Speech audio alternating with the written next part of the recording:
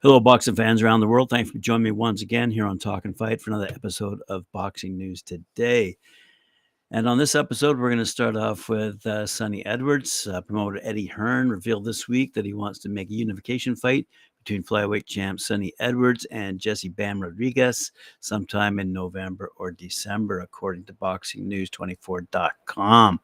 WBO 112 champ Bam Rodriguez, 18-0 by the way, 11 knockouts, needs to heal from jaw surgery before he can meet up with the IBF champ Sonny, 19-0, 4 knockouts at the end of the year. Rodriguez, by the way, suffered that broken jaw in his 12-round unanimous decision win over Christian Gonzalez when they were battling for their vacant WBO title last April. For his part, upcoming, Sonny Edwards is going to be fighting against Andres Campos, 15-0, over at Wembley Arena in London. I believe that's this weekend. Hearn has the idea for the winner of the Edwards versus Rodriguez fight to battle. The winner of the fight between WBA champ Artem Talkin and WBC champ Julio Cesar Rodriguez for the undisputed championship at flyweight. So it's a good thing for these champions that Junko Nakatani vacated his WBO flyweight title and moved up to 115 because it's likely that it would have beaten all of them. Right on.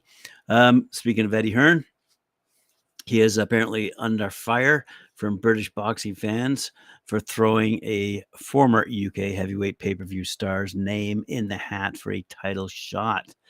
Hearn expressed interest in Dave Allen challenging for the Lonsdale belt against Fabio Wardley, and the vast majority of fans who commented were certainly against that particular move. Allen had retired after being beaten to a pulp by David Price in 2019. And the Doncaster fighter retirement lasted all of 18 months. Since then, the White Rhino has scored 3 wins on the bounce back. However, Allen has admitted his standard has since slipped over victories over journeymen with losing records. He said, "I only boxed once in 2022. It was the worst experience I've ever had in boxing," he said, before his February 2023 clash with Michael Bassett. I was in a random room in a lovely hotel, but on the way to my 12-foot ring walk, I had to go through the hotel kitchen. As I was fat at the time, that was the hardest bit about that night. I tried my best to get some rounds out of my Bulgarian opponent, but eventually, after a round and a half, I couldn't be bothered and gave him a clip, hoping the ref would jump in. He didn't, so I started throwing haymakers at the top of his head. It's not my proudest 5 minutes as a boxer, but I was undefeated in 2022. Against Bassett, Allen did similar in a fight lasting only 99 seconds. Many see facing Wardley, however, a heavyweight brute who does real damage in the ring, as a nightmare choice for Hearn.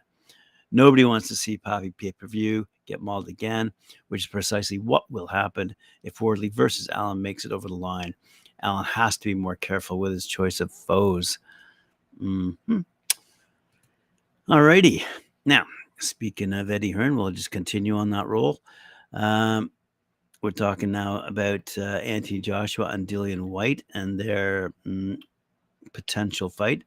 Dillian Whyte has hit out at Anthony Joshua following his bitter rival's X-rated denial of a rematch being in the works. Whyte has been earmarked as the second opponent for AJ's career rebuild, which began in April with a scrappy points win over Jermaine Franklin, as we all recall. However, it seems that Dillian Whyte has taken to social media to express his concerns over Anthony Joshua potentially not wanting to fight Dillian Whyte. Joshua recently denied negotiations being underway and is now in a now deleted post writing, "I don't know about any talks to fight Dillian Whyte. Every day, AJ this, AJ that, AJ's hairline is going all the way back, but I can still F your girl, go retweet that." It didn't take long for Whyte to get wind of Joshua's expletive denial of a rematch being in the pipeline, which he responded in a blistering fashion. Just the other day, the Brixton body snatcher tweeted, "How about you stop being a bitch and let's make this fight, you gang weird guy." Wow. Always talking, tweeting stuff, then deleting. Be a man, you little bitch, at Anthony Joshua. The rivalry between Joshua and Whyte, 33 and 35 respectively, dates all the way back to 2009 in their amateur clash. White won the pair's first showdown, but came up short in a professional meeting 6 years later, suffering a brutal seventh-round technical knockout. The former two-time unified champion Joshua plans to return to the ring in August ahead of a mouth-watering Saudi showdown with Deontay Wilder in December, who, by the way, according to training clips, is looking like he's put on a bit of weight on his legs. But let's have a quick look now further with respect to Anthony Joshua potentially facing Tyson Fury, because apparently there's a loophole. Tyson Fury may be forced to defend his heavyweight belt against Anthony Joshua. WBC President Mauricio Suleiman has admitted the Gypsy King has been out of action since defeating Derek Chisora in a Tottenham Hotspur Stadium snooze fest last December, according to The Sun over in the UK. They go on, they say, since talks over April 29th unification bout against Alexander Usyk fell through, Fury has found himself without a fight. With the 34-year-old still without an opponent, Suleiman is set to offer mandatory challenger for him. And depending on what happens with Deontay Wilder's proposed bout with Andy Ruiz Jr., AJ could be next in line for a shot at Fury.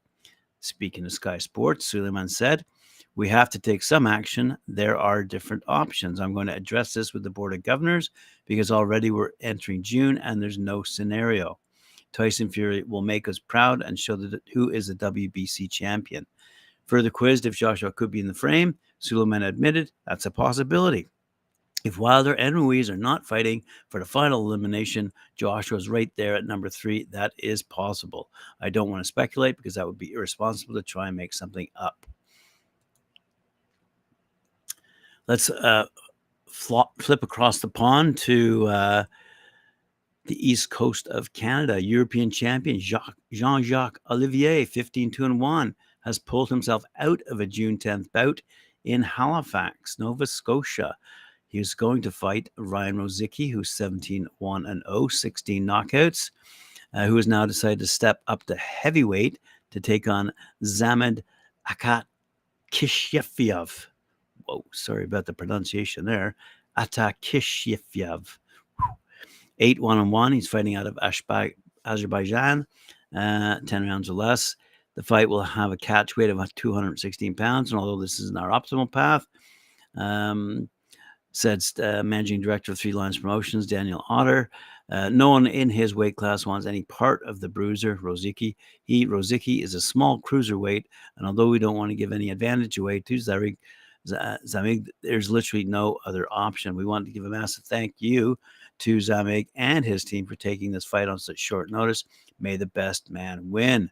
Zamig is no stranger to Canadian boxing, currently residing in Toronto, having his last bout in Montreal against heavyweight top prospect and undefeated Canadian champ Alexis Barriere, 10-0 by the way, back in March of this year.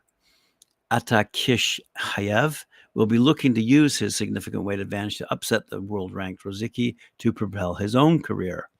The co-main event will see the WBC World Youth title holder Pedro Simba Bernal, 11-1, collide with former world title champion, world title challenger Tyson, the Prince of Hali Cave. What the heck is Hali? Anyway, 35-3, 13 knockouts. The undercard will see Rozicki's TLP stablemate, Ukrainian lightweight standout Artur Zayadinov, 14-1, pitted against Jesus Marayoki Palomares out of Mexico. The card will also include further local talent with a trio of Canadian fighters from Halifax taking on all Canadian opposition.